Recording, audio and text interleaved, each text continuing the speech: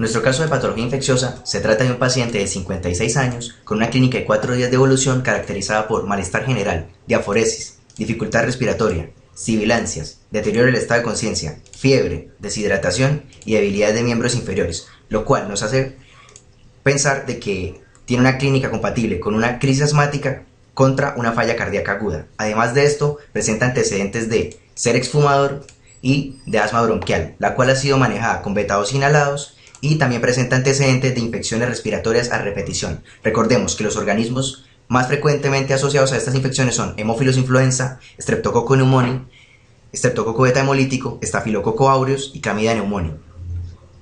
Además, en el examen físico encontramos, además de la fiebre, presenta una frecuencia respiratoria 38, una frecuencia cardíaca de 134, una tensión arterial de 112/74 y una diaforesis, lo cual cumple con 3 criterios para pensar de que él se encuentra en CIRS.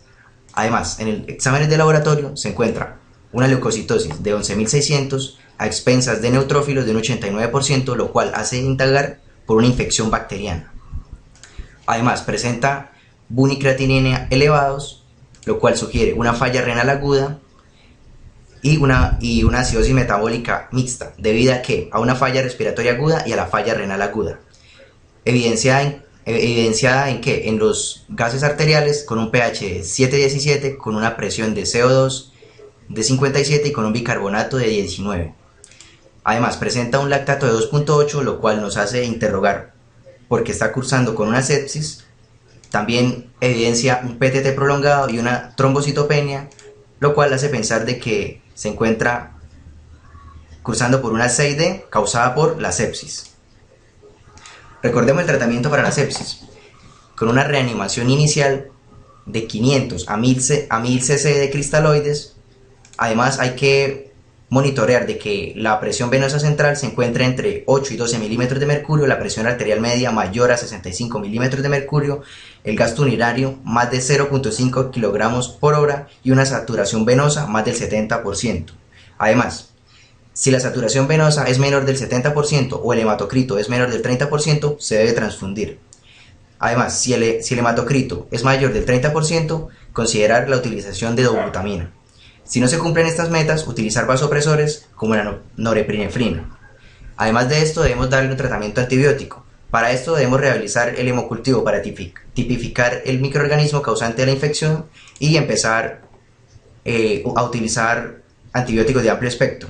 También tenemos el tratamiento de soporte, que se da con uso de corticoides, con un control de la glicemia que debe ser menor de 150 miligramos por decilitro, uso de antagonistas H2 y enoxaparina 60 miligramos al día subcutáneo.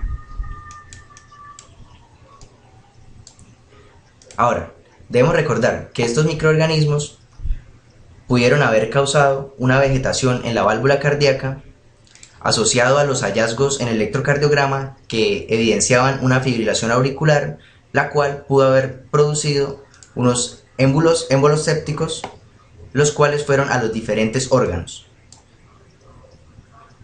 evidenciándose en un compromiso multisistémico, lo cual está correlacionado con el deterioro del estado de conciencia afectando el sistema nervioso central. Ahora vamos a recordar la fisiopatología de la endocarditis infecciosa. Se da por una suma de factores de riesgo, principalmente valvulopatías predisponentes como una valvulopatía reumática, también si se presentan antecedentes como procedimientos de cateterismo, hábitos de drogadicción endovascular, pero el más importante en este caso sería unas bacteriemias anteriores. Recordemos que él tenía infecciones respiratorias a repetición. La invasión por agentes etiológicos más que todo es bacterianos. En los últimos estudios se ha evidenciado que el Staphylococcus aureus es el más frecuentemente asociado a estos casos. Además pueden haber también endocarditis por hongos. Estos agentes etiológicos colonizan y forman vegetaciones friables con pus y ulceración y necrosis en las válvulas cardíacas, principalmente en la mitral y la aórtica, generando compromiso de las válvulas y los mecanismos de cierre, generando una bacteriemia continua, lo cual me lleva a una endocarditis infecciosa. Para el diagnóstico de la endocarditis infecciosa tenemos criterios de Duke modificados y ayudas diagnósticas. Los criterios son mayores y menores. Los mayores: un cultivo positivo en sangre o en biopsia, una lesión endocárdica evidenciada en ecocardiograma una aparición de reflujo valvular nuevo. Los criterios menores serían una predisposición a cardiopatías, fenómenos vasculares, como en el caso del paciente, alteraciones inmunológicas, evidencia serológica, cultivo positivo, hallazgo en ecocardiograma y fiebre, como lo presentaba el paciente. Para el diagnóstico se necesitan que se cumplan 2 criterios mayores, o un criterio mayor y 2 menores, o 3 criterios menores. Además tenemos las ayudas diagnósticas, la radiografía de tórax, el hemocultivo, el ecocardiograma, el factor reumatoide, el conteo sanguíneo completo, la tasa de sedimentación eritrocitaria y la PCR. Además, se pueden evidenciar complicaciones como insuficiencia vascular, dilatación de las cavidades, insuficiencia cardíaca, absceso de la pared de cavidades, absceso en anillo, pericarditis supurada, abscesos bacterianos en vaso, riñón y cerebro produciendo ACV. Además, se puede dar embolización a muchas partes del cuerpo, en las uñas manifestándose como hemorragias en la astilla, en las palmas y plantas, lesiones de Janeway, en las prominencias óseas, con nódulos de Osler y en la retina las manchas de Roth.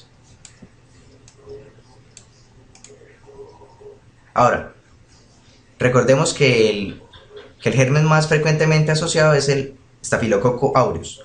Para esto, el tratamiento debemos basarnos si es meticilino sensible o es meticilino resistente. Si es meticilino sensible, se da una cefalosporina de primera generación más gentamicina. Si es meticilino resistente, le damos vancomicina de 30 miligramos kilogramo día, 2 veces al día durante 4 a 6 semanas.